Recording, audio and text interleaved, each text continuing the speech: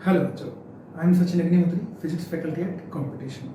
तो देखो बच्चों, बहुत सारे बच्चे ऐसे हैं जिनको ये टॉपिक समझ ही नहीं आता। पहली बात तो स्प्रिंग मास सिस्टम, ठीक है, और थोड़ा बहुत समझ में आ जाता है तो अगर थोड़ा सा अच्छा क्वेश्चन दे दिया जाए तो वो फंस जाते हैं। कब मैक्सिमम कंप्रेशन होगा, कब मैक्सिमम एक्सपेंशन होगा, ठीक है ना, स्प्रिंग कैसे काम करेगी, ठीक, कब इसकी मैक्सिमम वेलोसिटी होगी, कब इसकी मिनिमम वेलोसिटी होगी, और कब ये रुक जाएगा, कब ये चलने लगेगा। ये सब कुछ बहुत सारे क्वेश्चन बनते हैं यहाँ से, ठीक है।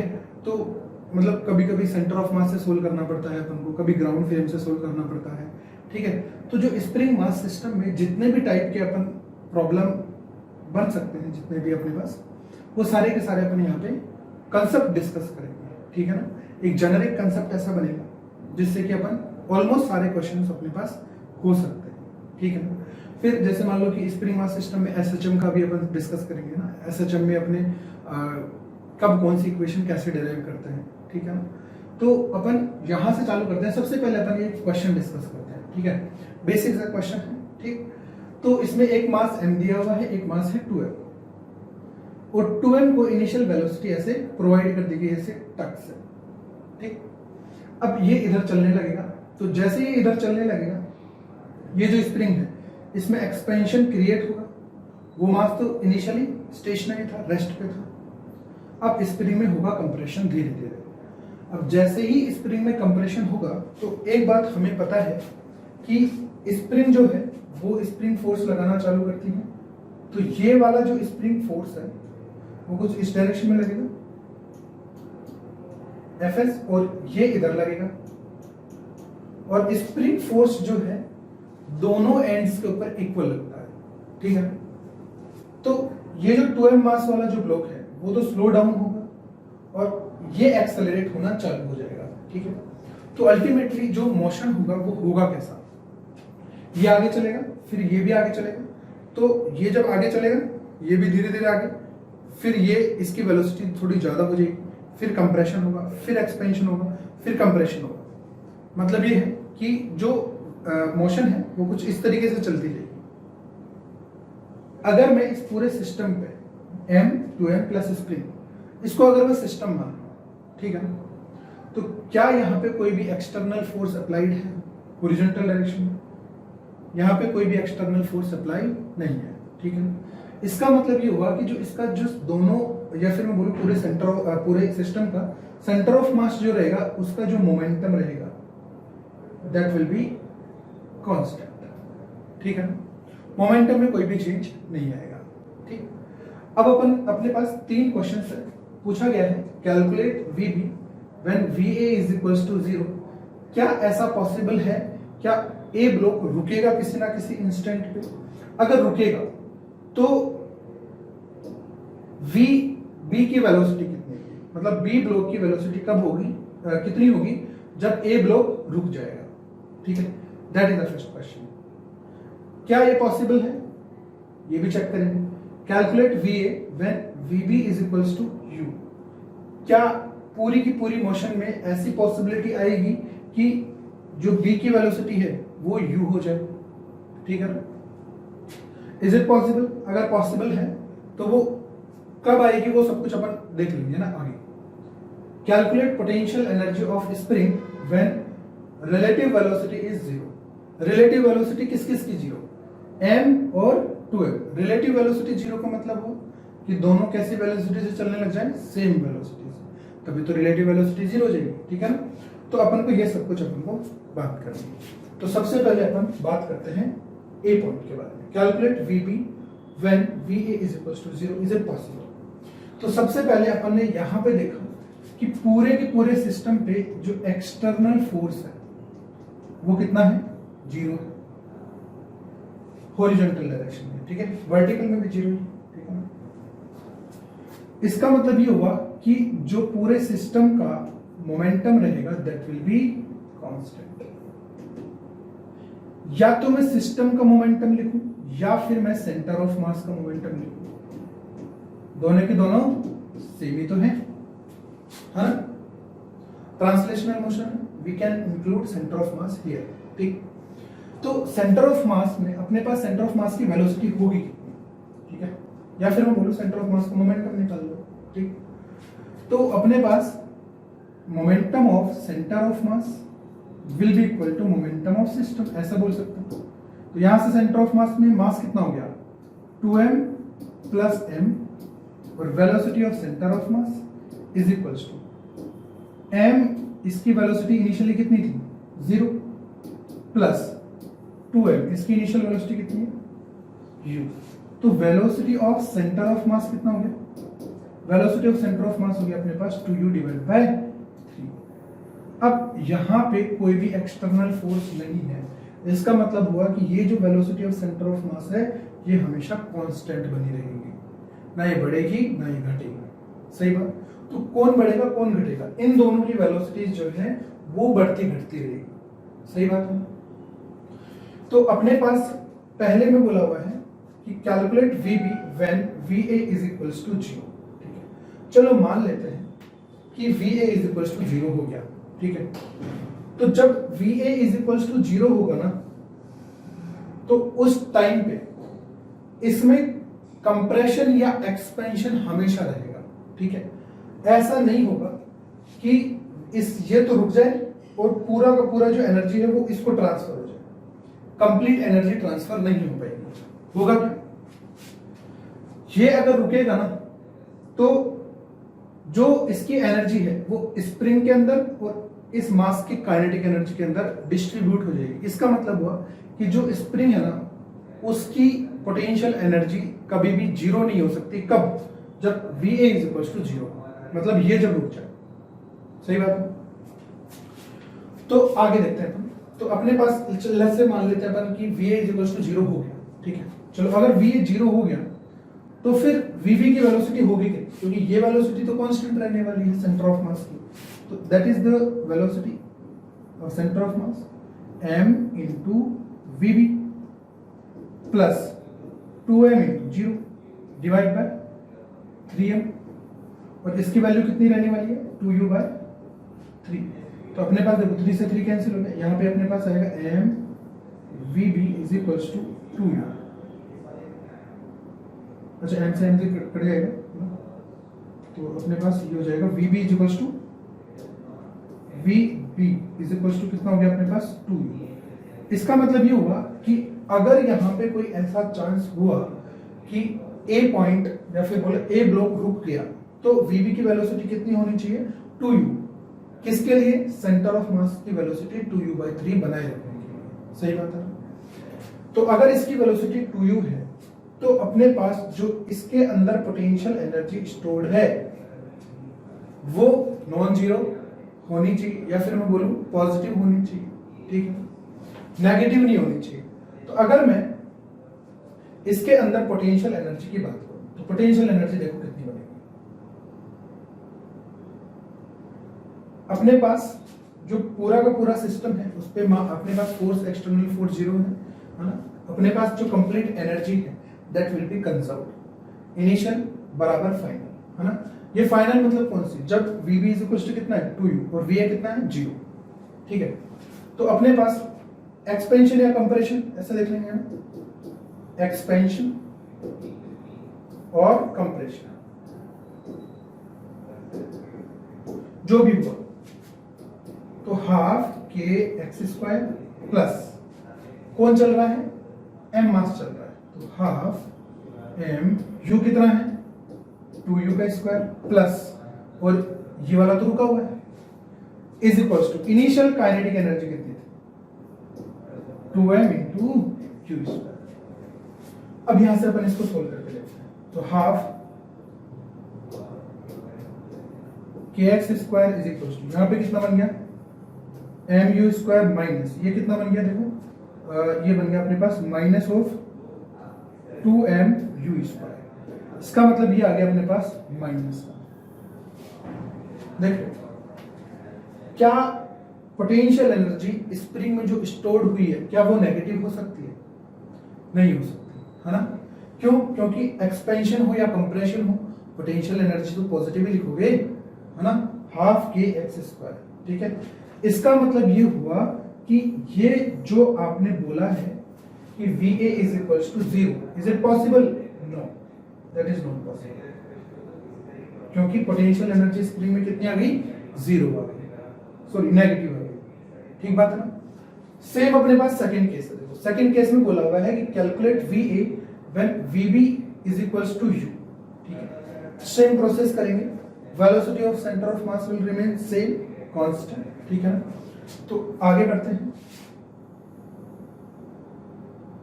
तो अपने पास यहां पे देखो, जब वेलोसिटी VA की हो जाएगी VU, है ना, तो अपने पास velocity of centre of mass, ये तो अपने पास A हो गया पूरा। ठीक है, that is section A and that is B। ये है अपने पास 2U/3 is equals to mVB plus 2mU। 2mVB is equals to U। Yes ना, VB की वेलोसिटी U बोला, ठीक है ना, क्योंकि 2m की वेलोसिटी तो U पहले ही इनिशियली है ना, तो यहाँ पे होगा mU plus 2mV। We are going to find V divide by 3। तो यहाँ से जब अपन इसको सोल्व करते हैं तो देखो अपने को क्या मिलता है, 3 से 3 कट गया, m से m कट गया, that is 2U is equals to mU plus 2mV। तो यहां से जो VA बनेगा ना, that will be equal to U divide by. अब अगेन क्या ये पॉसिबल है VA की वेलोसिटी अपने पास U/2 हो जाए और VB की वेलोसिटी अपने पास कितना हो जाए, U हो जाए। अगेन सेम प्रोसेस करेंगे, काइनेटिक एनर्जी और पोटेंशियल एनर्जी।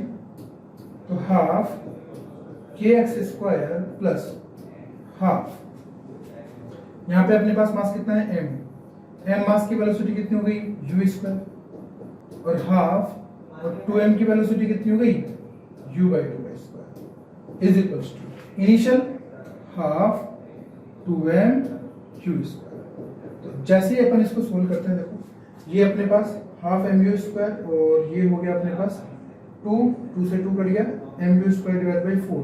तो हाफ और 1/4 इज 3/4, तो 3/4 इधर जाएगा। ठीक है ना, तो यहां से अपने पास half kx² is equals to mU² minus 3/4 mU²। तो इस कंडीशन में अपने पास जो पोटेंशियल एनर्जी आ गई ना, that is mU² divide by 4 and positive. अगर पोटेंशियल एनर्जी जो स्प्रिंग में स्टोर हुई है ना, वो पॉजिटिव वाली है, इसका मतलब ये हुआ कि ये जो अपन को B के अंदर कंडीशन बोली है ना कि VB U हो जाए और VA अपने पास कितना हो जाएगा U/2, तो ये पॉसिबल है। ठीक बात है ना, क्योंकि पोटेंशियल एनर्जी कितनी आ रही है, पॉजिटिव आ रही है, 1/4 mU²। अब यहां से आप एक्सपेंशन भी निकाल सकते हो, कब, जब इसकी वेलोसिटी कितनी है U और इसकी वेलोसिटी कितनी है U/2। You can find expansion और कंप्रेशन फ्रॉम हियर आल्सो। ठीक, थर्ड अपन को बोला हुआ है calculate potential energy of spring when relative velocity of m और 2m इज 0। रिलेटिव वेलोसिटी का क्या मतलब है, रिलेटिव वेलोसिटी का मतलब जब दोनों सेम वेलोसिटी से चल रहे हैं। ठीक है, अब सेम वेलोसिटी से अगर दोनों चल रहे हैं तो कितनी वेलोसिटी से चलेंगे वो अपन देख लेते हैं। Velocity of centre of mass कैसी रहनी चाहिए, कांस्टेंट रहनी चाहिए, because there is no external force. ठीक है, एक्सटर्नल फोर्स लगेगा तो क्या होगा वो भी अपन आगे देखेंगे। ठीक, आगे बढ़ते हैं सी के लिए। अपन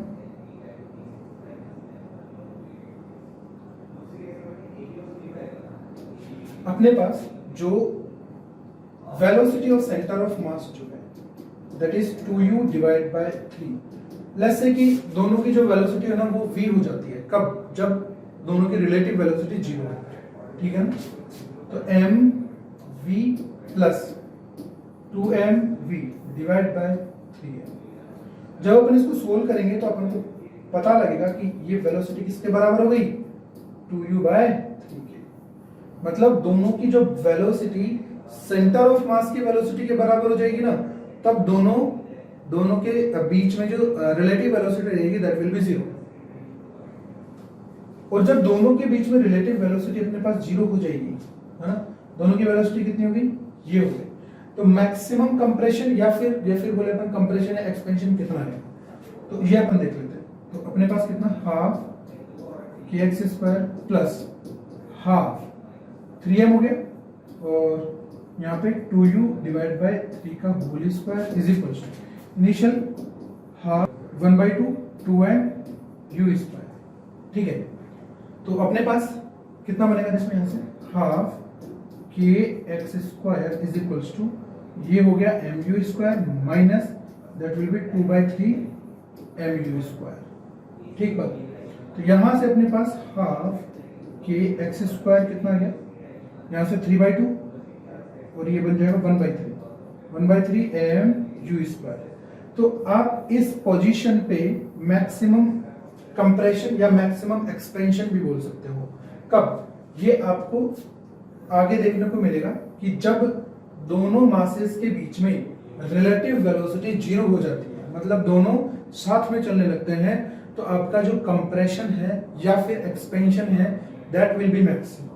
तो आप यहां से सीधा बोल सकते हो दैट इज मैक्सिमम कंप्रेशन या फिर एक्सपेंशन इज इक्वल्स टू कितना हो जाएगा, यहाँ पे under root of 2m divide by 3k और m और u आ जाएगा अपने पास बाहर। That is the maximum expansion और कंप्रेशन। ठीक बा, तो अपने पास ये वाली चीजें हो गई।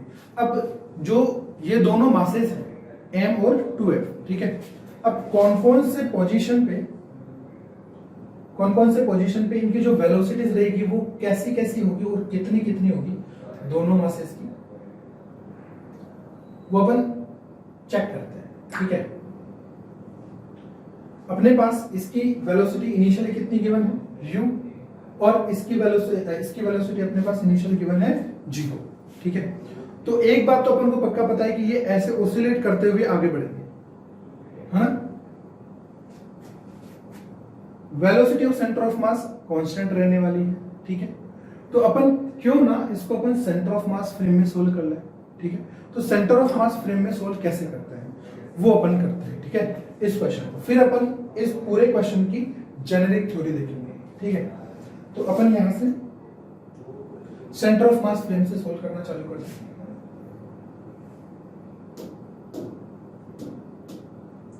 From centre of mass frame. ठीक है, तो अपने पास सबसे पहले एक मास m है, और ये ही जो कंसेप्ट है ना, ये एक बार समझ में आ गया तो बहुत आपको आगे तक बेनिफिट देगा। देखो ये k है, ठीक है, k इज स्प्रिंग कांस्टेंट, और ये इसकी नेचुरल लेंथ इनिशियल। ठीक है, और इसको इनिशियल वेलोसिटी कितनी प्रोवाइडेड है, u। अब मैं यहां पे एक लाइन बना देता हूं, ये वो लाइन है जो कि नेचुरल लेंथ के ऊपर बनेगी, और एक ये वाली। इन दोनों के बीच में लेंथ कितनी है, ये नेचुरल लेंथ के बराबर है। ठीक है, और एक अपने पास सेंटर ऑफ मास की लाइन बना लेते हैं। ये देखो, ये मास 2m है और ये मास m है, तो ऑब्वियस सी बात है कि अपने पास सेंटर ऑफ मास जो होगा वो 2m के नजदीक होगा। ठीक है, मान लो कि सेंटर ऑफ मास यहां कहीं पे, और यहां पे अपने पास सेंटर ऑफ मास हो गया, that is the centre of mass C। तो velocity of centre of mass अपन ने कितनी लिखी थी, velocity of centre of mass that was 2u/3, और इसकी डायरेक्शन कौन सी होगी, वो रहेगी इसी डायरेक्शन में। ठीक है, किस डायरेक्शन में रहेगी, इस डायरेक्शन। कितनी, 2u/3। अब सेंटर ऑफ मास फ्रेम में चलते हैं। ठीक है, तो सेंटर ऑफ मास फ्रेम में चलेंगे तो सेंटर ऑफ मास को अपन इसको रोक दिया अपन। अब ये वेलोसिटीज अपन किसको प्रोवाइड करेंगे, अपन सेंटर ऑफ मास से ऑब्जर्व कर रहे हैं 2m को और m। ठीक है, तो इन दोनों को ही अपन ये वेलोसिटी प्रोवाइड करेंगे। किस डायरेक्शन में, जिस डायरेक्शन में सेंटर ऑफ मास जा रहा है उसके अपोजिट डायरेक्शन में। ठीक है, यही अपने पास रिलेटिव का कंसेप्ट होता है। तो जैसे मैंने ये वेलोसिटी प्रोवाइड करी ना, इसको रोका सेंटर ऑफ मास को, तो ये वेलोसिटी मैं इसको प्रोवाइड करूंगा इस डायरेक्शन में। ये किसके रेस्पेक्ट में देखेंगे फिर अपन इसको, 2u/3, ये अपन सेंटर ऑफ मास के रेस्पेक्ट में देखते हैं। तो अपन को जो सेंटर ऑफ मास के रेस्पेक्ट में जो डायग्राम दिखेगा वो कैसा होगा, सेंटर ऑफ मास रुका हुआ है, इसका मास m, ये हो गई इसकी नेचुरल लेंथ, और इसका मास हो गया ये 2m। तो सेंटर ऑफ मास के रेस्पेक्ट में ये देखो, u वेलोसिटी से ये इधर जा रहा था, वेलोसिटी ऑफ सेंटर ऑफ मास इधर इसको प्रोवाइडेड है, तो अपने पास सेंटर ऑफ मास के रेस्पेक्ट में ये इधर कितने से जाएगा, u minus of 2u/3, that is u/3। ये इनिशियल कंडीशन की बात है, मतलब at t = 0 आप मान सकते हो, ठीक है। और टाइम पीरियड कितना होगा, कब इसका मैक्सिमम एक्सपेंशन होगा, कब मिनिमम एक्सपेंशन होगा, ठीक है, वो अपन आगे बात करेंगे जब अपन SHM में देखेंगे, और हो सकता है यहाँ पे भी बात कर ले। तो अपने पास ये u/3 हो गया, और सेंटर ऑफ मास यहीं पर रहेगा क्योंकि अपन ने इसको रोक दिया, और इस सेंटर ऑफ मास के रेस्पेक्ट में इसकी वेलोसिटी इधर दिखेगी, और वो कितनी है, केवल एक ही वेलोसिटी है इसके पास, 2u/3। अब यहां से चलते हैं, ये सेंटर ऑफ मास और ये वेलोसिटी सेंटर ऑफ मास के रेस्पेक्ट में, और ये भी वेलोसिटी सेंटर ऑफ मास के रेस्पेक्ट में। सेंटर ऑफ मास रुका हुआ है, तो ये जो दोनों ग्लोब्स हैं ये ऐसे आगे की तरफ बढ़ेंगे, और एक सेम टाइम पे ये दोनों जाके रुक जाएंगे। अब सेम टाइम पे रुकेंगे या नहीं रुकेंगे ये अपन आगे देखेंगे, है ना। ये ऐसे देखना पड़ेगा अपन को, जैसे अपने पास ये जो सेंटर ऑफ मास है ना, इसको अपन ने यहाँ पे पिन कर दिया, तो इसके राइट में, ठीक है, मतलब मेरे राइट में ये वाला एक पूरा स्प्रिंग मास सिस्टम बना, जो कि अपने पास एक वोल से अपन पकड़ के ऐसे इसको छोड़ देते हैं, तो ये ऐसे SHM करता है, ठीक है। और एक अपने पास सिस्टम बना यहां से इस तरफ। तो जब अपन इन दोनों का टाइम पीरियड निकालेंगे ना, time period will be same. इसका मतलब है कि ये इन दोनों की मीन पोजीशन है, ये अपनी मीन पोजीशन पे है और ये भी अपनी मीन पोजीशन पे है, तो ये दोनों एक साथ जाके रुकेंगे, फिर एक साथ वापस यहाँ पे आएंगे, और एक साथ वापस से कंप्रेशन वाले टाइम पे रुकेंगे, ठीक है। तो अपन दो और कंडीशन की बात कर लेते हैं, एक बार मैक्सिमम कंप्रेशन, तीन की बात करेंगे एक्चुअल में, एक बार मैक्सिमम एक्सपेंशन, फिर वापस से इधर लौट के आएंगे, और फिर मैक्सिमम कंप्रेशन, ठीक है। तो अपन बात करते हैं कि जब इनके बीच में मैक्सिमम एक्सपेंशन हो गया, लेट्स से कि ये यहाँ पे m जो है वो यहाँ पे आके स्टॉप हो गया, इसमें कंप्रेशन आया, और जो 2m है वो यहाँ पे आके रुक गया, दैट इज 2m। लेकिन जो सेंटर ऑफ मास है विल बी स्टिल हियर।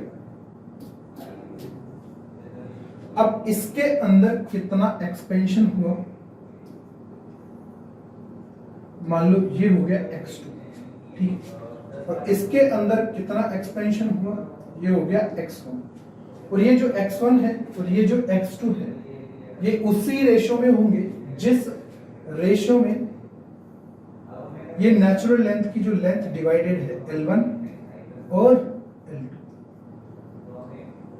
मतलब अगर मैं L1 की बात करूं तो L1 अपने पास कितना होगा, L1 विल बी L0 है ये, तो ये अपने पास होगा 2 और 3, तो 2L0/3, और ये होगा अपने पास L0/3। मतलब इन दोनों के बीच में जो रेशियो है that will B 1:2। Same ratio x1 और x2 के बीच में भी होगा, मतलब x1 बड़ा होगा और x2 छोटा होगा, ठीक है।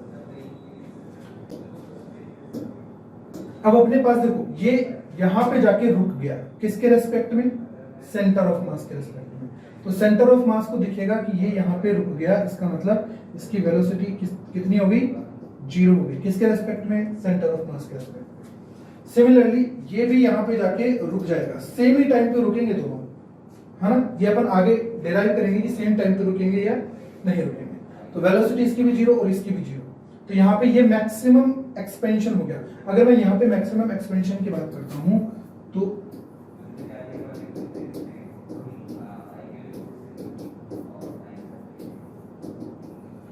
ये अपने पास हो जाएगा x max will be x1 plus x2। ठीक है, x1 कितना होगा, x2 कितना होगा, वो भी अपन आगे देखेंगे।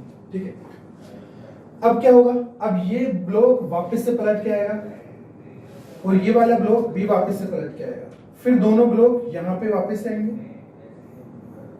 जहां से इनको शुरू किया गया था।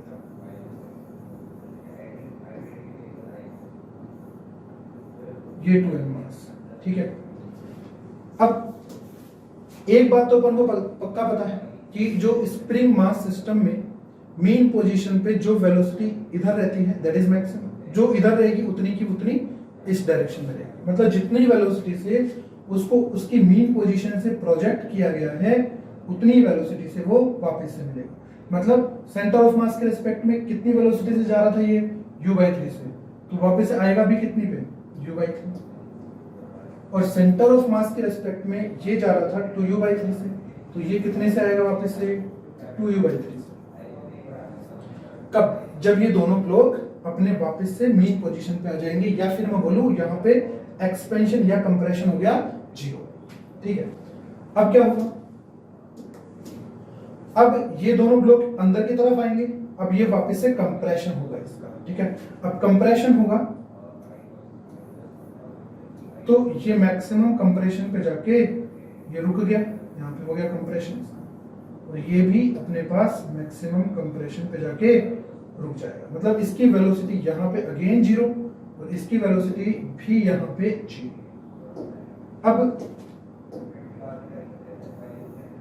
ये कितना कंप्रेस हुआ और ये कितना कंप्रेस हुआ, जितना एक्सपेंड हुआ उतना ही कंप्रेस होगा। ये कितना एक्सपेंड हुआ था, x1, तो ये x1 ही कंप्रेस होगा, और ये x2 एक्सपेंड हुआ था तो ये x2 ही कंप्रेस होगा। ये सारा कार्यक्रम चल रहा है अपने पास सेंटर ऑफ मास के रेस्पेक्ट में। ठीक है, और सेंटर ऑफ मास के रेस्पेक्ट में आप ऐसे भी कर सकते हो कि ये एक दीवार है, एक सिस्टम इस तरफ का है और एक सिस्टम इस तरफ का है, केवल आपको ये नहीं पता कि इसका k कितना होगा और इसका k कितना होगा।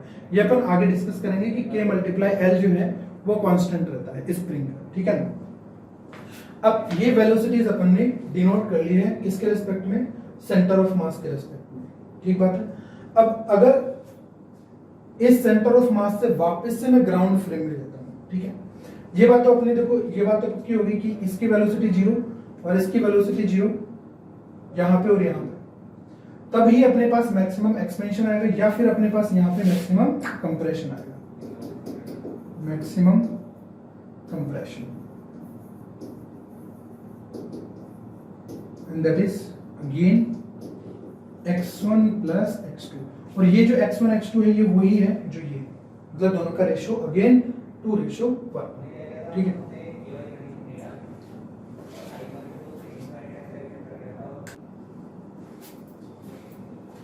अब देखो अपन क्या कर लेते हैं, अपन ये देख लेते हैं क्या ये दोनों ब्लॉक्स यहां से यहां पे सेम टाइम पे रुकेंगे, यहां से यहां पे सेम टाइम पे रुकेंगे क्या।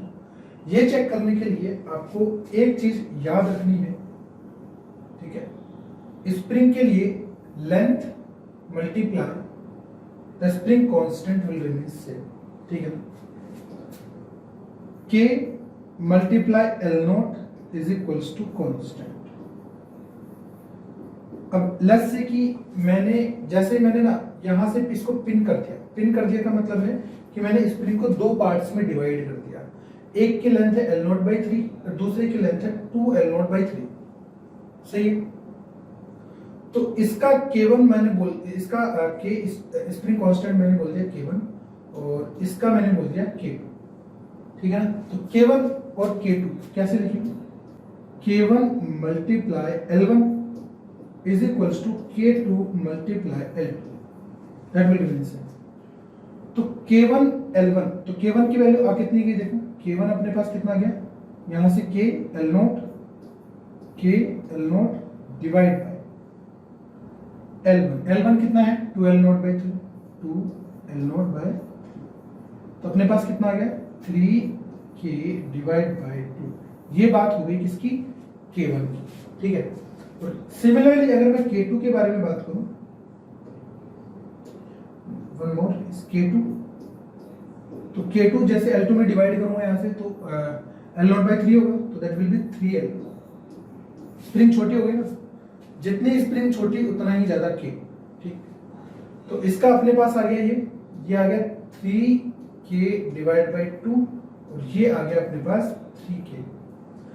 अब एक बात तो पक्की है, सेंटर ऑफ मास के रेस्पेक्ट में देख रहे हैं, एक बात तो पक्की है कि ये इसकी मेन पोजीशन है और ये इसकी एक्सट्रीम पोजीशन है।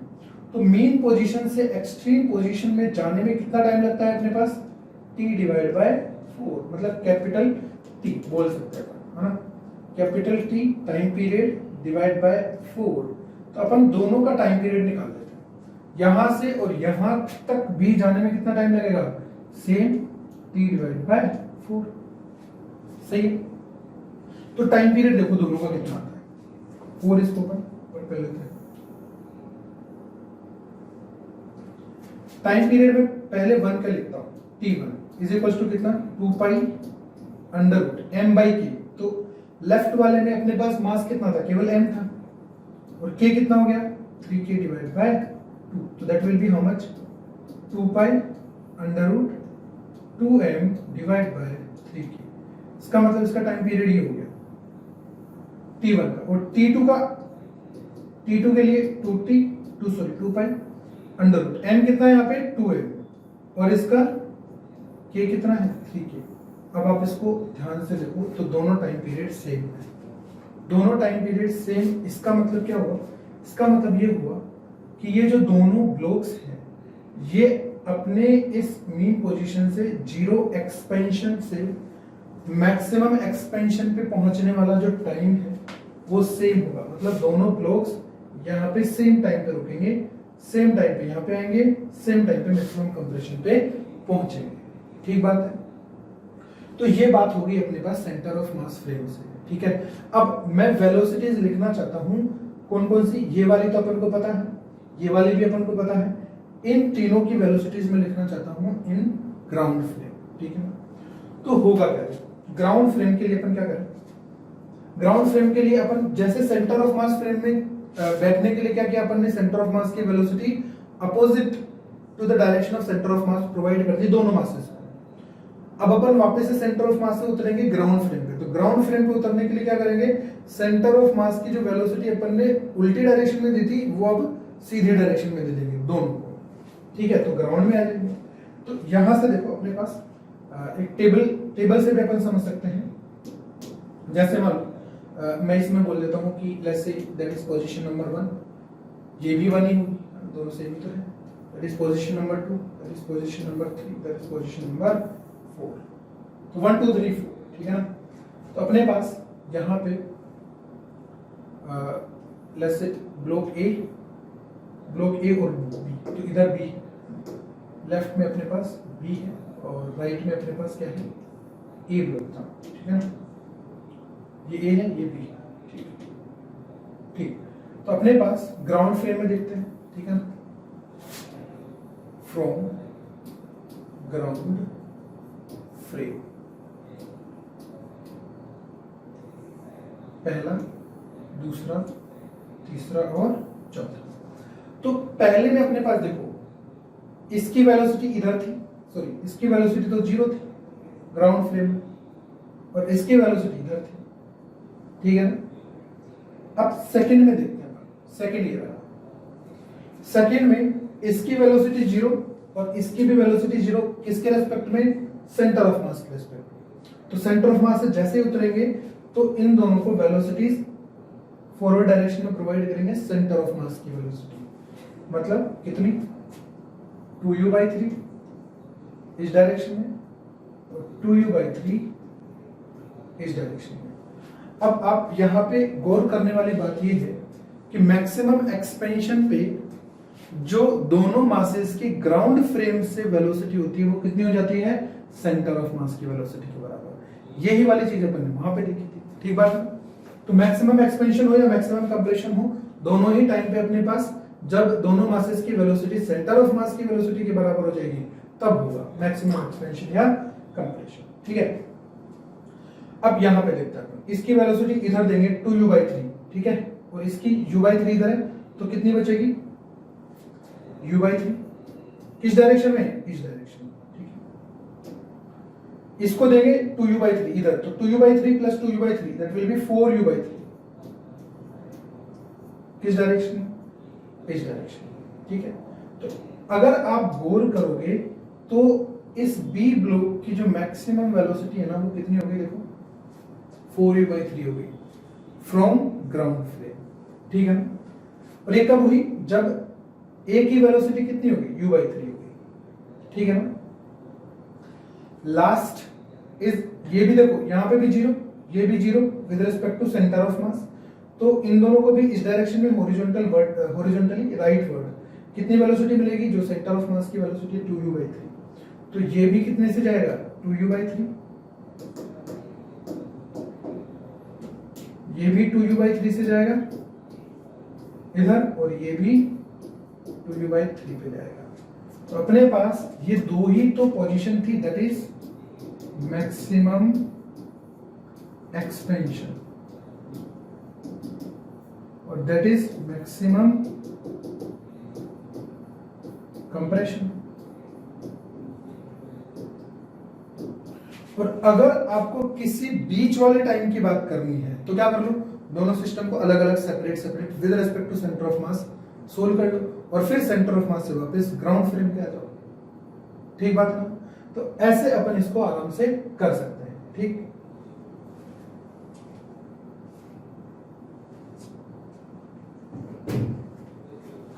तो अब अपन क्या करने वाले हैं, अब अपन इसका एक जेनेरिक फॉर्म बनाते हैं, ठीक है। जैसे मान लो दोनों ही मास अगर चल रहे होते तो क्या होता, ठीक है ना, एनर्जी कहां से जाके कहां पे रहती वो सब कुछ, ठीक है। तो अपन बना लेते हैं, जैसे मान लो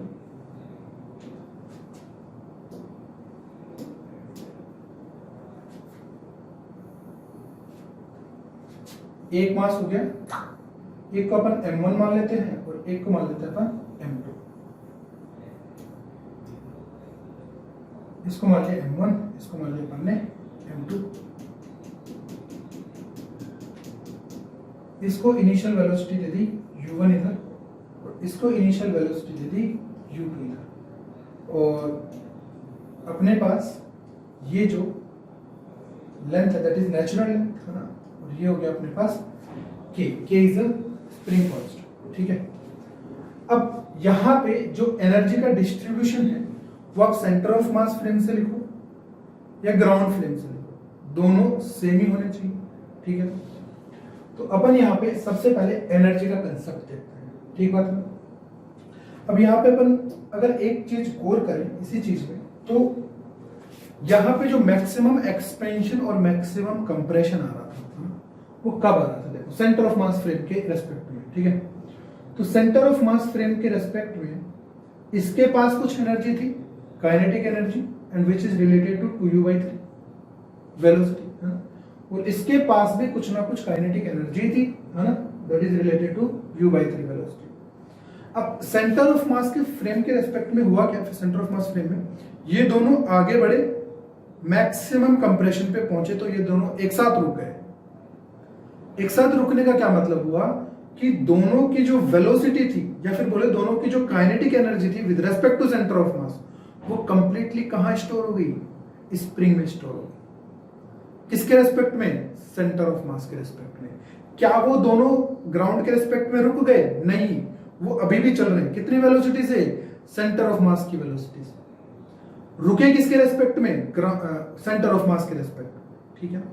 तो जो एनर्जी इनके पास काइनेटिक एनर्जी थी with respect to centre of mass, वो पूरी की पूरी कहां स्टोर हो जा रही है, स्प्रिंग के अंदर। सिमिलरली मैक्सिमम कंप्रेशन पे बोलो या फिर मैक्सिमम एक्सपेंशन पे बोलो, मैक्सिमम एक्सपेंशन पे भी क्या हो जाएगा, यहां पे जो दोनों की वेलोसिटी देखो सेंटर ऑफ मास के रेस्पेक्ट में सेम ही रहेगी, 2u/3 2u/3 u/3 u/3।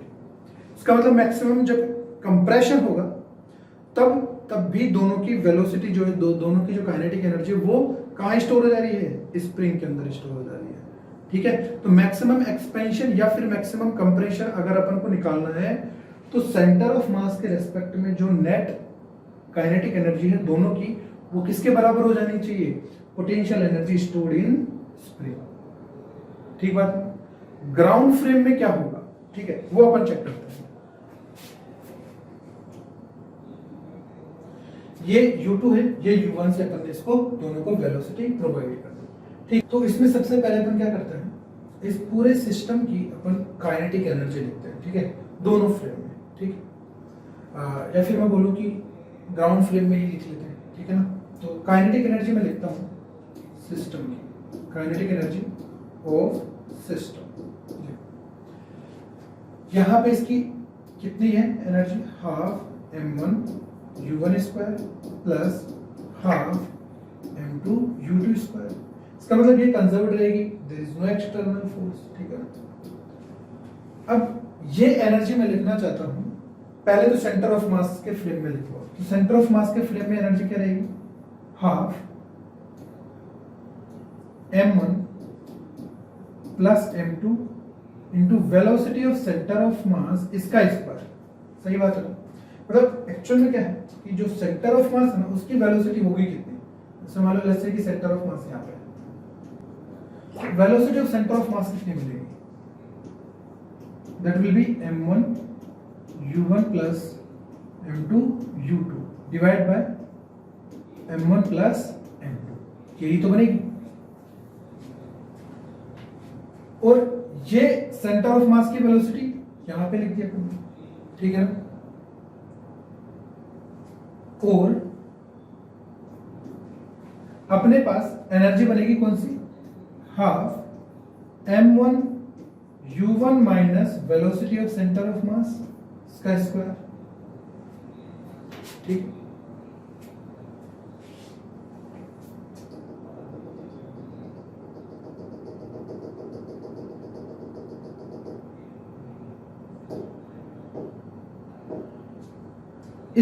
इसके बाद देखो अपन ने ये velocity of centre of mass लिखी, क्या ये चेंज होगी, या फिर बोले energy of centre of mass क्या ये चेंज होगी, एक्सटर्नल फोर्स कितना है, 0 है। इसका मतलब है कि जो सेंटर ऑफ मास की वेलोसिटी है वो तो चेंज होगी नहीं।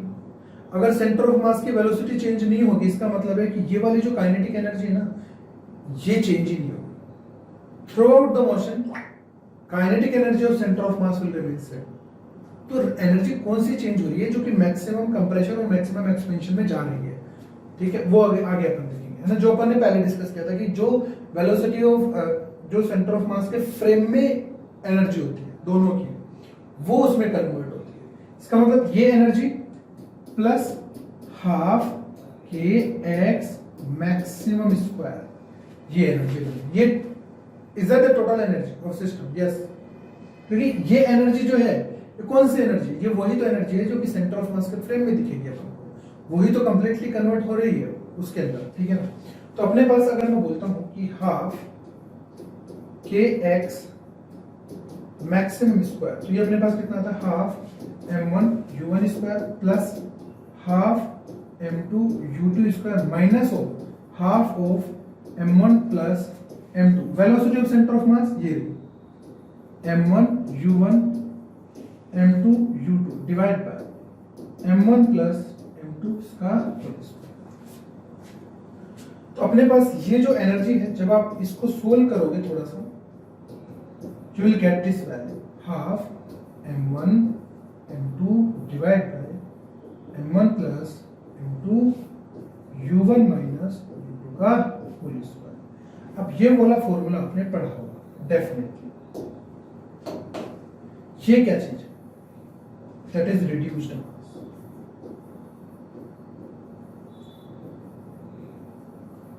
जिसको अपन बोलते हैं mu m1 m2 divide by m1 plus m2। इसको आप ऐसे भी रिप्रेजेंट कर सकते हैं। ठीक है, इसका मतलब ये हुआ कि अपने पास जो मैक्सिमम कंप्रेशन या मैक्सिमम एक्सपेंशन है वो आप डायरेक्ट भी यूज कर सकते हैं, ये वाला फॉर्मूला लगा के। ठीक है, वरना आया कहां से, आया यहां से। ठीक है, अगर मैं काइनेटिक एनर्जी ऑफ सिस्टम की बात करूं, ठीक है, तो kinetic energy of system ground frame में तो यही रहेगी अपने पास, सेंटर ऑफ मास की एनर्जी प्लस मैक्सिमम एक्सपेंशन या मैक्सिमम कंप्रेशन। ये मैक्सिमम एक्सपेंशन और मैक्सिमम कंप्रेशन के टाइम पे ही रहेगी ये सिस्टम की एनर्जी। ठीक है ना, अगर उसके बीच में आपने कहीं लिखी तो आपको वो एनर्जी भी लिखनी पड़ेगी दोनों की मासेस की, है ना। तो अपने पास अगर मैं इसको लिखना चाहता हूं तो अपन इसको लिख पाएंगे देखो कैसे,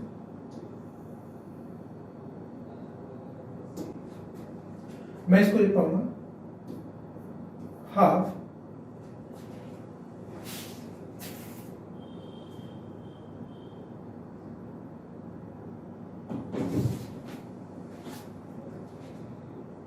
म्यू, और ये u1 माइनस u2 का हुआ, दैट इज रिलेटिव वेलोसिटी, हाँ रिलेटिव,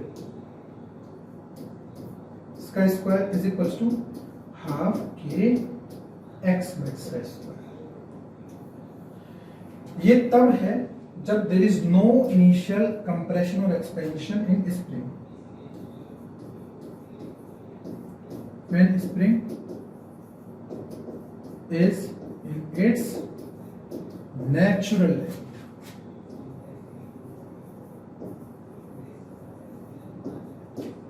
अगर मान लो स्प्रिंग में थोड़ा सा कंप्रेशन होता या फिर एक्सपेंशन होता और वहां पे अपन को u1 u2 पता होता, तो उसके लिए क्या लिखते हैं अपन, उसके लिए अपने पास आ जाती हाफ म्यू u रिलेटिव का स्क्वायर प्लस वो जो एनर्जी है वो इसमें इंक्लूड हो जाती है x नॉट स्क्वायर, जैसे कि x नॉट इज एक्सपेंशन और compression at t is equals to 0।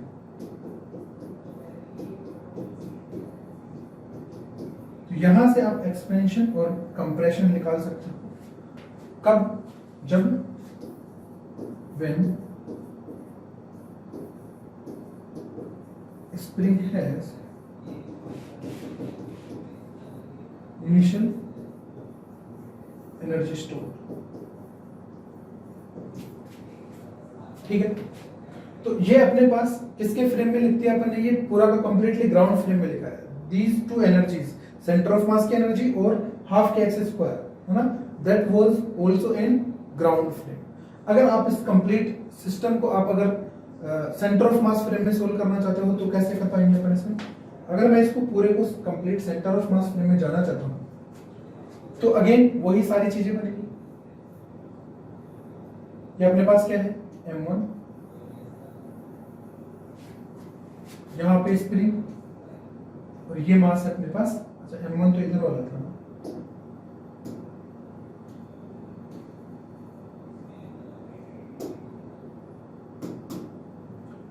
ये m2 था, यहां u2 था, ये m1 था और ये u1 था। वेलोसिटीज की डायरेक्शन का ध्यान रखना, अगर दोनों की वेलोसिटीज अपोजिट डायरेक्शन में हो गई ना तो वो जो रिलेटिव वेलोसिटी है वो प्लस में हो जाएगी, u1 प्लस u2। तो ये अपने पास नेचुरल लेंथ वाली पोजीशन दोनों, ठीक है।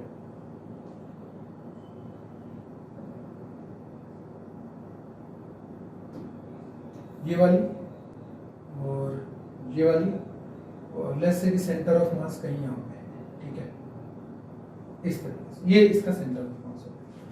अब सेंटर ऑफ मास की कुछ ना कुछ वेलोसिटी तो रहेगी, मान लो कि सेंटर ऑफ मास की वेलोसिटी होगी कुछ, वेलोसिटी ऑफ सेंटर ऑफ मास, इसको रोकेंगे, ये वेलोसिटी किसको देंगे, इसको देंगे इधर वेलोसिटी ऑफ सेंटर ऑफ मास, और इसी को भी इधर देंगे velocity of centre of mass, ठीक है। तो अपने पास कैसा बनेगा फिर मामला, सेंटर ऑफ मास के फ्रेम में पर, ठीक है, ये मास m2,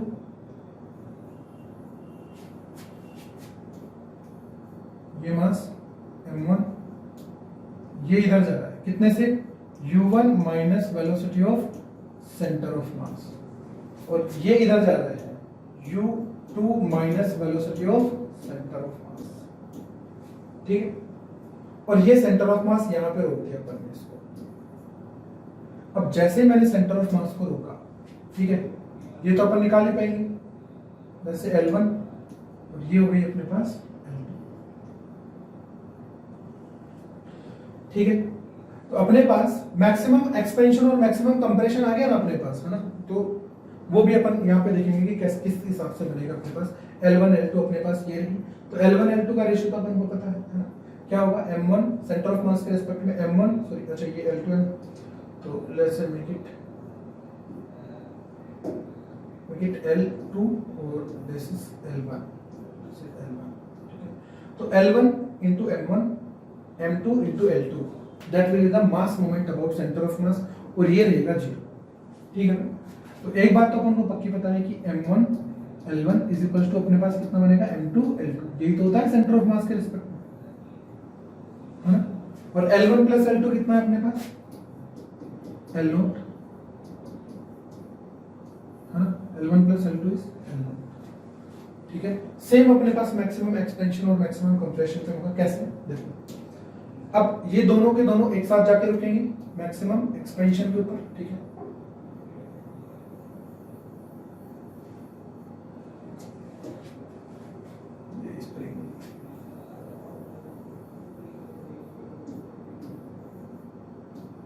ये M1 और ये M2 और प्लस से कि ये अपने पास कितना हो गया, ये है ना, ये चला अपने पास x2 और ये चल गया अपने पास x1,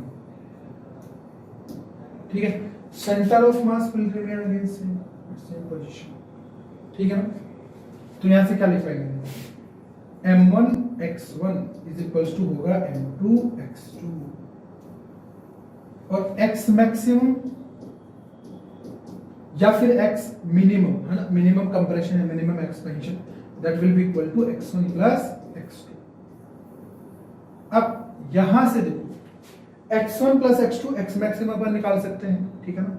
m1 अपन को पता है, m2 अपन को पता है, तो x1 और x2 का रेशियो भी अपन को पता है, ठीक है। तो we can find x1 and x2 in terms of x maximum, ठीक, कैसे।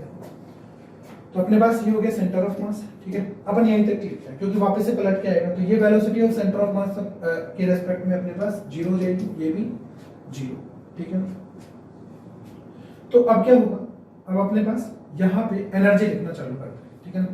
अब कौन सी वाली जो एनर्जी है वो मैक्सिमम कंप्रेशन या मैक्सिमम एक्सपेंशन में चली गई, ये तो L0 ही रहने वाली है, दैट इज L0। तो मैक्सिमम एक्सपेंशन कितना होगा, x1 प्लस x2, है ना। तो ये एनर्जी जो है ये कहां से आई, इन दोनों की जो एनर्जी है with respect to centre of mass. तो अपने क्या लिखेंगे, half m1 u1 minus velocity of centre of mass square plus half m2 u2 minus velocity of centre of mass, इसका square, that will be equal to half of kx max square. अब जैसे ही मैं velocity of centre of mass जो अपन ने पहले निकाली थी m1 u1 plus m2 u2 divide by m1 plus m2, ये वैल्यू जैसे ही मैं यहाँ पे पुट करता हूँ I will get the same result, half k x max square is equals to half m1 m2 divide by m1 plus m2 into u1 minus u2 square, same result. अब इस equation से अपने पास x maximum निकाल सकते हैं, ठीक है ना। और ये x मैक्सिमम यहाँ पे पुट कर सकते हैं, x1 plus x2 is equals to x maximum, and x1 और x2 का एक रेशियो यहाँ पे आ गया। तो इन दोनों इक्वेशंस को यूज करते हुए अपन x1 और x2 की वैल्यू निकाल सकते हैं कि ये मास कितना आगे गया और ये मास कितना आगे गया। अगर ऐसा नहीं निकाल सकते अपन तो कैसे, जो भी अपन ने SHM वाला केस देखा था ना, इधर वाली स्प्रिंग अलग और इधर वाली स्प्रिंग अलग, मतलब ये एक बीच में दीवार, ठीक है। तो you can solve by these methods, ठीक है। अब ये तो अपन ने बात की कि कांस्टेंट वेलोसिटीज अगर दोनों मासेस को प्रोवाइडेड है तो फिर अपने पास कैसे होगा। अगर मान लो कि मैं यहाँ पे पूरे कंप्लीट सिस्टम की काइनेटिक एनर्जी लिखना चाहता हूँ, ठीक है, तो वो और अपन कैसे लिख सकते हैं, देखो अपन इसी के बारे में बात कर लेते हैं, काइनेटिक एनर्जी ऑफ सिस्टम। तो देखो क्या लिखेंगे अपन, kinetic energy of one with respect to centre of mass plus kinetic energy of two with respect to centre of mass plus kinetic energy of centre of mass. एक तरीका तो ये हो गया, ठीक है। मतलब क्या कि अपन ने यही तो लिखा था, यही तो एनर्जी जो है वो जो कि ट्रांसफर हो पा रही है ना।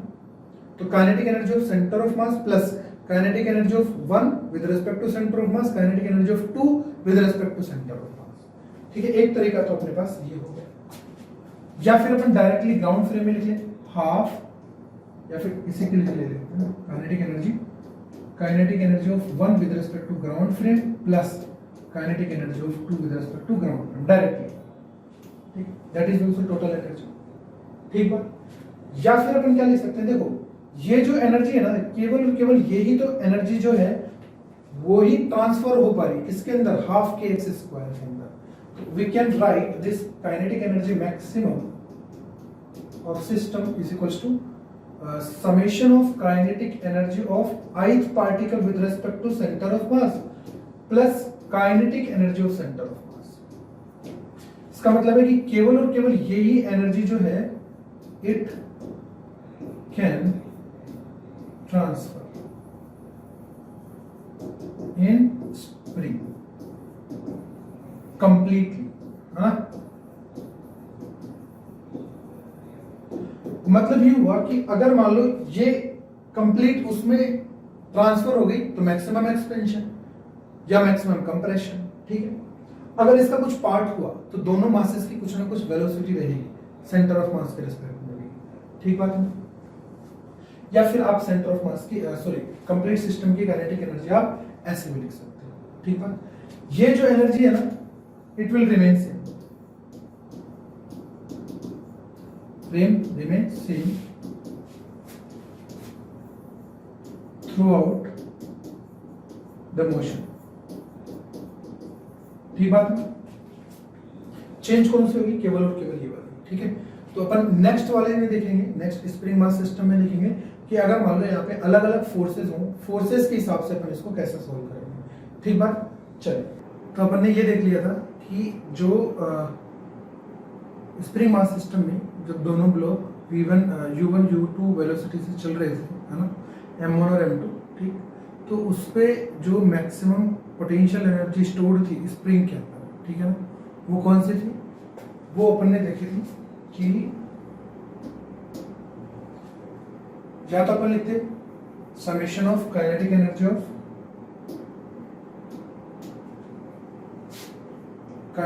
Of system minus kinetic energy of centre of mass, ठीक है ना, यही तो थी। That is equals to summation of kinetic energy of ith particle with respect to centre of mass.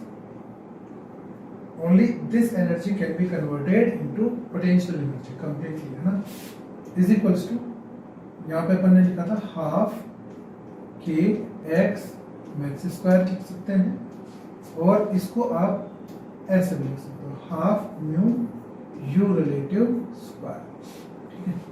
तो अपन ने ये वाली चीज देख ली थी, अगर उनके ऊपर कोई भी फोर्स अप्लाइड नहीं है तो, ठीक है। अब अपन बोलते हैं कि जैसे मान लो फॉर एग्जाम्पल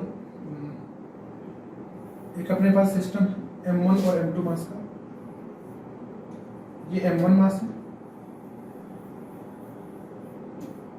और ये अपने पास हो गया M2 मास, ठीक है। अब इन दोनों ही मासेस के ऊपर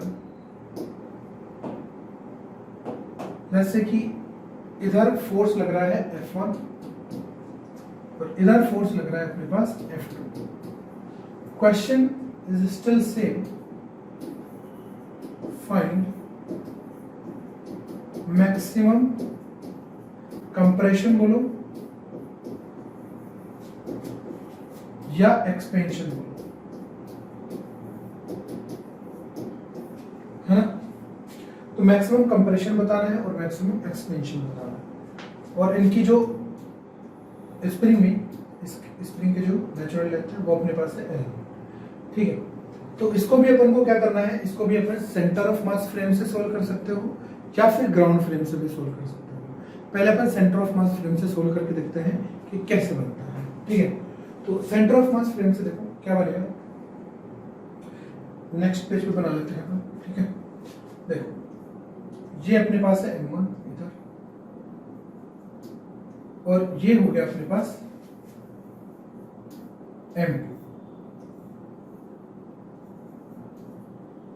और ये इसका अपने पास K is a spring constant, L0 is a natural length of spring, ठीक है। और एक अपने पास F2 फोर्स इधर लग रहा है और F1 फोर्स लग रहा है अपने पास इधर, ठीक है। तो यहाँ पे अपन सबसे पहले ये देख लेते हैं, मान लो कि अपने पास सेंटर ऑफ मास अपन ये बना लेते हैं,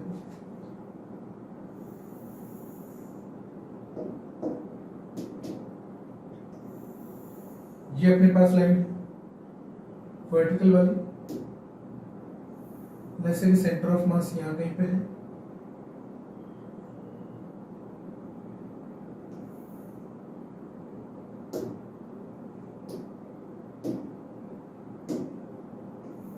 और ये इसकी लाइन है, ठीक है।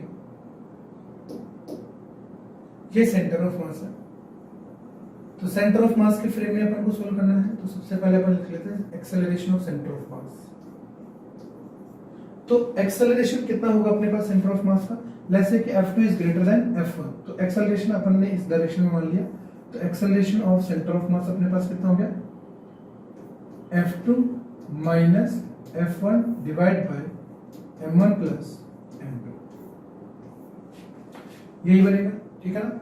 अब मेरे को सेंटर ऑफ मास फ्रेम से देखना है, तो मैं इसको रोकूंगा और ये एक्सेलरेशन में अपोजिट डायरेक्शन में दूंगा, इसको भी इस डायरेक्शन में दूंगा मैं एक्सेलरेशन ऑफ सेंटर ऑफ मास, और इसको भी मैं इस डायरेक्शन में दूंगा acceleration of centre of mass. तो एक्चुअल में जो सेंटर ऑफ मास के रेस्पेक्ट में इसके ऊपर नेट फोर्स कितना लगने वाला है, F1 plus M1 into A centre of मास, और यहाँ पे क्या लगेगा F2 minus M2 into A of centre of mass, ठीक है ना। तो अपने पास जो यहां पे सेंटर ऑफ मास फ्रेम में अपन इसको लिखने वाले हैं,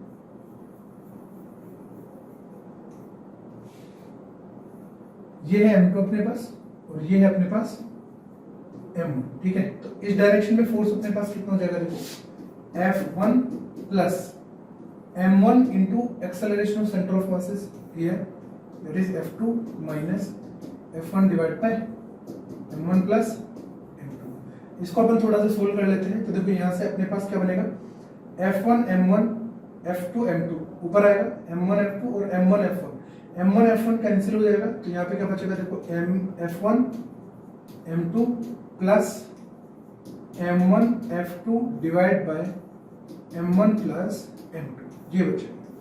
this force is from centre of मास, और इस डायरेक्शन में अपने पास कितना होगा,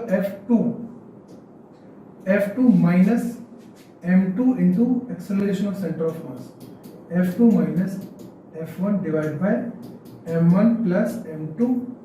इसको अपन सोल्व कर लेते हैं, देखो जैसे अपने पास यहाँ पे लिखेंगे F2 M1 और यहाँ पे अपने पास M2 F2 कैंसिल हो जाएगा, ठीक है।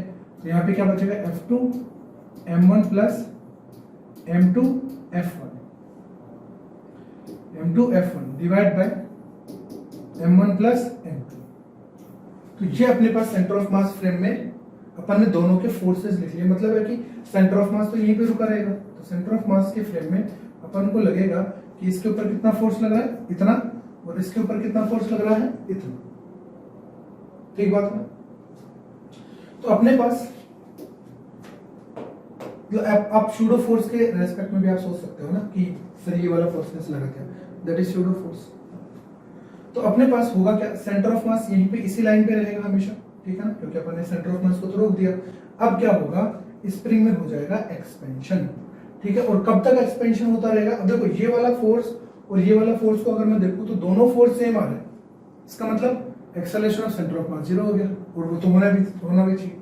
तो ये अपने पास दोनों फोर्स 0 आ गए, सेम आ गए। तो अब होगा क्या, ये फोर्स इसको इस तरफ खींचेंगे और एक टाइम पे जाके दोनों एक साथ रुकेंगे, वापस आएंगे, यहाँ पे सेम कार्यक्रम, ठीक है ना। तो यहाँ पे अपन देख लेते हैं कि मैक्सिमम एक्सपेंशन देखो कितना होगा, ये M1 मान लेते हैं और ये एक्सपेंड होगी स्प्रिंग, और ये हो गया अपने पास M2, ठीक है। तो अपने पास centre of mass will be still here, और ये अपने पास कितना होगा, ये होगा अपने पास लेट्स से x2, और ये हो गया अपने पास x1।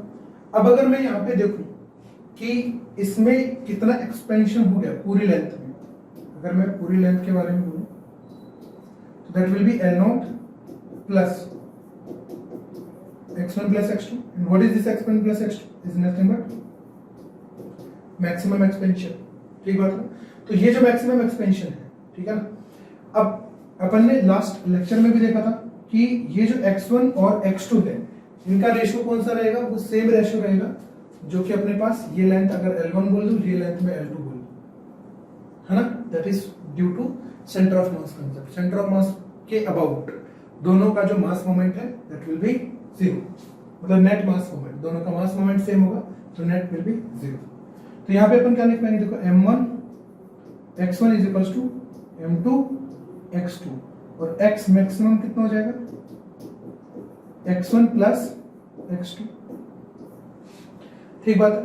तो अपन को x मैक्सिमम चाहिए, तो यहां पे जाके ये जो फोर्स है, जैसे मैं इसको बोल देता हूं F0, है ना, और इसको मैं बोल देता हूं F0। तो यहां पे अपने पास फोर्स लग रहा था F0, है ना, और ये भी अपने पास F0। अब क्या होगा, यहां से और यहां तक का जो वर्क डन है F0 के द्वारा, वो एक तो x2 में जाएगा और सेम F0 फोर्स का अपने पास x1 में जाएगा। तो जो कंप्लीट वर्क डन है दोनों फोर्सेस F0 का, वो कंप्लीटली कहां स्टोर हो जाने वाला है, इस स्प्रिंग के अंदर। यहां पे जाके इसकी वेलोसिटी कितनी हो जाएगी, 0। यहां पे जाके इसकी वेलोसिटी हो जानी है 0। किसके रिस्पेक्ट में, सेंटर ऑफ मास के रिस्पेक्ट। ठीक है ना। यहां पे शुरुआत में एक्सेलरेट करेगा क्योंकि इधर भी फोर्स है, इधर भी फोर्स है, और kx यहां पे जनरेट होता रहेगा। ठीक है ना। तो मीन पोजीशन जो है ना SHM की, वो कहीं आगे की तरफ है, मतलब जैसे मान लो कि ये अगर x2 है तो x2 डिवाइड बाई 2, मतलब यहां पे बीच में कहीं पेगी, है ना। अगर अपन इस सिस्टम को अलग मानते हैं और इस सिस्टम को अलग मानते हैं, तो जो अपन ने लास्ट लेक्चर में डिस्कस किया था SHM वर्क डन। ठीक है। तो यहाँ पे अपन वर्क डन कैसे निकाल सकते हैं, देखो ये F0 है, तो F0 अपने पास कितना बनेगा, F2 m1 plus F1 m2 divide by m1 plus m2, ये फोर्स बनाना। अब इसके ऊपर वर्क डन कितना हो गया, x2 मल्टीप्लाई करेंगे और इसमें x1, दोनों फोर्सेस का जो वर्क डन हो रहा है वो पॉजिटिव है, तो यहाँ पे अपन क्या लिख सकते हैं, डायरेक्ट x1 प्लस x2। और यही किस में जाके स्टोर हो जा रहा है, कि x मैक्स का मतलब हो गया कि x1 प्लस x2 इसका स्क्वायर, इस तरीके से। तो अपने पास इसका जो मैक्सिमम एक्सपेंशन है ये अपने पास कितना आ जाता है, देखो यहां से x1 प्लस x2 से x1 प्लस x2 कट गया, तो x1 प्लस x2 जो है वो अपने पास कितना जाएगा, देखो 2 डिवाइड बाय 2 इधर आएगा, divide by k, 2 divide by k, और ये रहेगा अपने पास F2 m1 plus F1 m2 divide by m1 plus that is the maximum expansion in spring. और अगर अपन को x1 और x2 चाहिए तो इन दोनों इक्वेशंस को यूज करके x मैक्स के टर्म्स में आप x1 और x2 की वैल्यू निकाल सकते हैं। ठीक है, कि ये कितना एक्सपेंड हुआ और ये कितना एक्सपेंड हुआ। अगर ऐसा नहीं कर सकते तो वही SHM वाला कंसेप्ट। ठीक है ना। यहाँ पे अपने पास ये इसकी नेचुरल लेंथ मानी थी अपन ने, तो यहाँ पे F0 लगाओ, इसको खींचो, और इसका जो स्प्रिंग कांस्टेंट है ये K2 हो जाएगा, इस पर इसका स्प्रिंग कांस्टेंट K1 हो जाएगा, और यहां से और यहां तक का सिस्टम अलग है, यहां से यहां तक का सिस्टम अलग है। जैसे अपन करते हैं कि एक्सपेंशन निकालते हैं ना अपन, मैक्सिमम एक्सपेंशन स्प्रिंग के अंदर, वो जैसे मान लो कि ये अपने पास मास m है, ठीक है, और ये इसकी नेचुरल लेंथ है।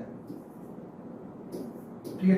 अब जैसे मैंने इसको अगर सडनली यहां से इसको मैंने रिलीज कर दिया, तो ये नीचे की तरफ कितना जाता है, वो मैक्सिमम एक्सपेंशन। ठीक है ना। ये अपन निकालते हैं, वर्क एनर्जी थ्योरम से निकालते हैं mg by k। Same concept यहाँ पे, इसका K2 अलग है, यहाँ पे फोर्स लग रहा है F0, यहाँ पे क्या लग रहा है फोर्स, F0 की जगह mg, है ना। तो ये इसको खींचेगा F0 से, ठीक है ना। यहाँ पे मैक्सिमम एक्सपेंशन हो जाएगा, तो x2 that will B 2 into F0 divide by k, k is K2। तो यहाँ से आप डायरेक्ट x2 भी निकाल सकते हो। ठीक है। तो ये तो अपने पास सेंटर ऑफ मास फ्रेम के रेस्पेक्ट में हो गया। ठीक है। इसको कैसे सोल्व करना है, अगर मैं इसको ग्राउंड फ्रेम में सोल्व करना चाहता हूं तो ग्राउंड फ्रेम में देखो क्या होगा, एक्चुअल में तो ग्राउंड फ्रेम में इसकी और इसकी जो वेलोसिटी है वो सेम हो जानी चाहिए मैक्सिमम एक्सपेंशन पे। ठीक है ना।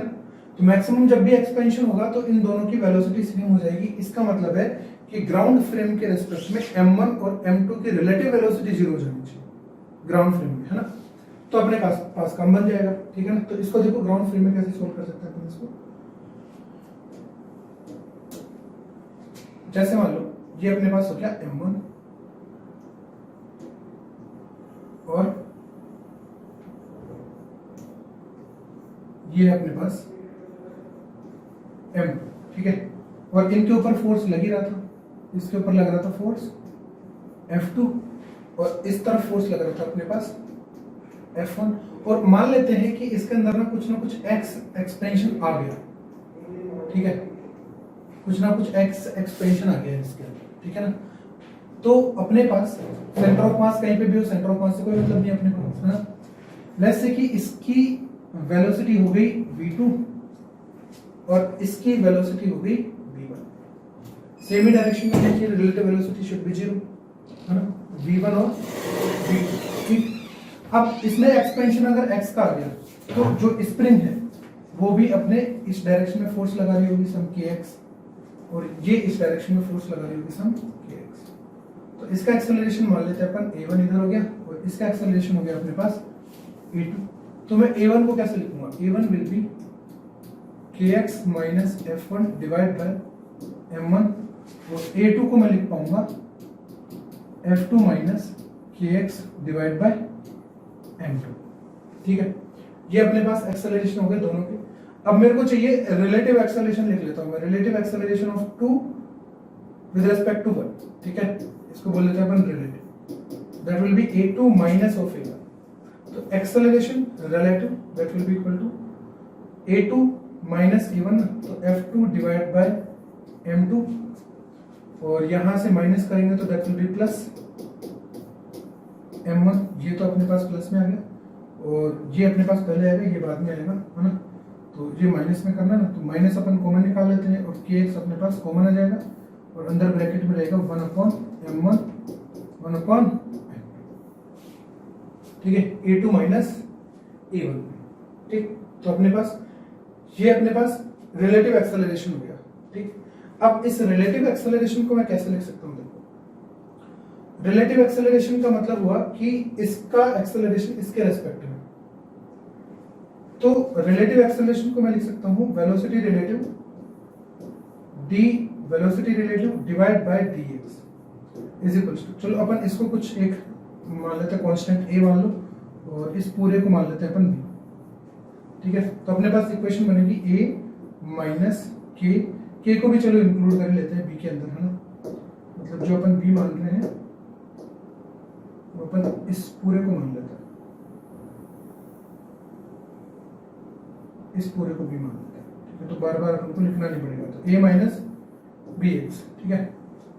अब मैं यहां से इसको क्या कर लेता हूं, इंटीग्रेट कर लेता हूं, relative d v relative is equals to a minus of b x और ये हो जाएगा dx।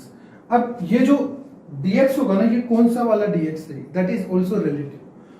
तो इसका मैक्सिमम x जब हो जाएगा तो जो रिलेटिव वेलोसिटी है वो हो जानी चाहिए 0। इनिशियल भी 0 थी और फाइनल भी रिलेटिव वेलोसिटी 0 हो जानी चाहिए। और यहाँ पे अपन एक्सपेंशन करेंगे, मैक्सिमम एक्सपेंशन यहाँ पे 0 था और यहाँ पे हो जाएगा अपने पास x मैक्स, ठीक है। तो अपने पास यहाँ से देखो, अगर मैं इसको इंटीग्रेट करता हूँ तो अपने पास कितना बन जाता है, देखो ये तो हो गया 0, तो 0 is equals to ax minus ax max बोल देते हैं इसको, axm minus bxm square divide by 2। तो यहां से देखो अपने पास क्या बन जाएगा, xm is equals to 2a divide by b, और a अपन को किससे a माना था अपन ने इसको, दैट इज f2 m1 plus f1 m2 divide by m1 m2, ये तो हो गया a, और b अपने पास ये रहा k m1 plus m2 divide by m1 m2। तो जैसे आप इसको सोल्व करोगे you will get xm is 2 by k f2 m1 plus m2 f1 divide by m1 plus m2। आप इसको ग्राउंड फ्रेम से भी सोल्व कर सकते हो इस तरीके से, ठीक बात है। तो अपन ने दो कंसेप्ट देखे, जब स्प्रिंग मास सिस्टम पे दोनों पे जब कांस्टेंट वेलोसिटी इनिशियली प्रोवाइडेड थी, और सेकंड में देखा अपन ने जब फोर्सेस थे, ठीक है ना। तो इस तरीके के क्वेश्चन अपन आसानी से कर पाएंगे, सेंटर ऑफ मास फ्रेम से करो या फिर ग्राउंड फ्रेम से। इजी पड़ता है सेंटर ऑफ मास फ्रेम, ठीक है ना। That is why we prefer centre of mass frame in this type of question, ठीक है। चलिए